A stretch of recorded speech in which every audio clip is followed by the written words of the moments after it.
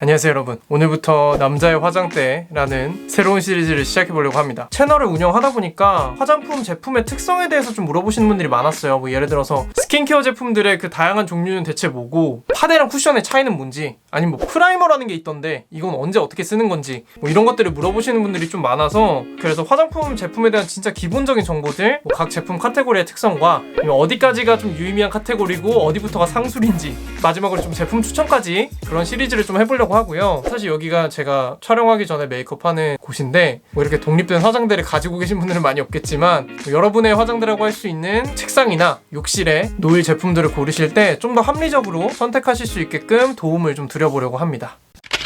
그래서 오늘은 첫 시간으로 뭘 할까 되게 고민을 많이 했는데, 일단 좀 기본적인 거를 세팅을 해드리는 게 필요하겠다 싶기도 하고, 영상을 보고 추천템을 봤는데 그래서 뭐부터 사야 될지 모르겠다 이런 분들이 좀 많으셔서 그 순서에 대한 제 개인적인 의견을 좀 말씀드려보려고 하고요. 그래서 뭔가 여러분들이 앞에 게 준비가 안 됐는데 덜컥 쿠션을 구매하신다거나 이런 일이 없게끔 좀 말씀을 드려보려고 합니다. 일단은 첫 번째, 조금 예외일 수도 있는데 약산성 클렌징 폼입니다. 스킨로션 사라고 할 줄 알았는데 약간 이런 반응일 것 같은데, 생각보다 클렌징 폼이 정말 중요해요. 사실 스킨케어의 시작은 내가 갖고 있는 유수분을 지키는 것부터 시작한다고 많이 얘기하거든요. 그래서 좀 뽀득뽀득 씻기는 그런 클렌징 폼 뭐 가끔 쓸 수는 있겠지만, 근데 사실 데일리로는 어느 정도 우리 피부에 유수분을 남겨주는 그런 클렌징 폼이 필요하고, 그리고 또 피부의 pH 농도를 약산성으로 유지해야 된다 이런 말도 많이 하잖아요. 그 제품 같은 경우는 이니스프리 블루베리 리밸런싱 클렌저 이 제품 추천드리고, 사실 약산성 클렌징이라고 하면 세정력도 약하고 거품도 잘 안 난다 라는 게 사실 뭐 단점이라면 단점인데, 얘는 그래도 거품이 좀 잘 나는 편이라서 좀 적응하는데 시간이 덜 걸릴 만한 그런 제품입니다. 성분도 순한 편이고 가성비로 진짜 유명한 제품이라서 추천드릴게요.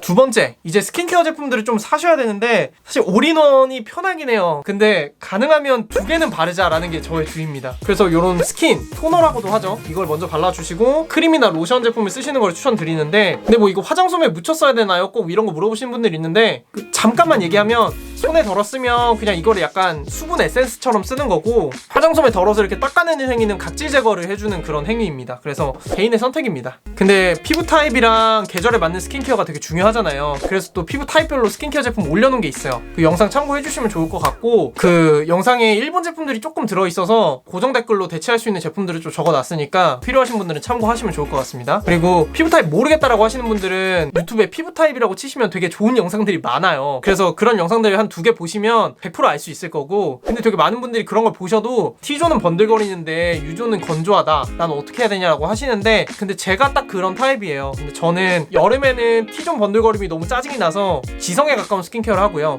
겨울에는 U존이 너무 건조하기 때문에 건성에 가까운 스킨케어를 하고, 코랑 이마에는 제품을 조금만 바릅니다. 그래서 저처럼 좀 부위별로 피부 타입이 다르신 분들은 조금 더 폭넓게 제품을 써주실 필요가 있습니다. 그래서 이제 스킨케어까지 완료가 됐다 하면은 피부가 그래도 어느 정도 조금 촉촉하게 유지가 되고 있을 거예요. 그러면 이제 해줘야 되는 건 뭐냐면, 늙지 않아야 돼요. 그래서 필요한 게 선크림입니다. 제가 또 영상 하나 올렸죠? 그거 참고해주시고, 역시 일본 제품은 대체제에 달아놓겠습니다. 시국이 이런지라 일을 좀 2번 해야 될 필요가 좀 있었습니다.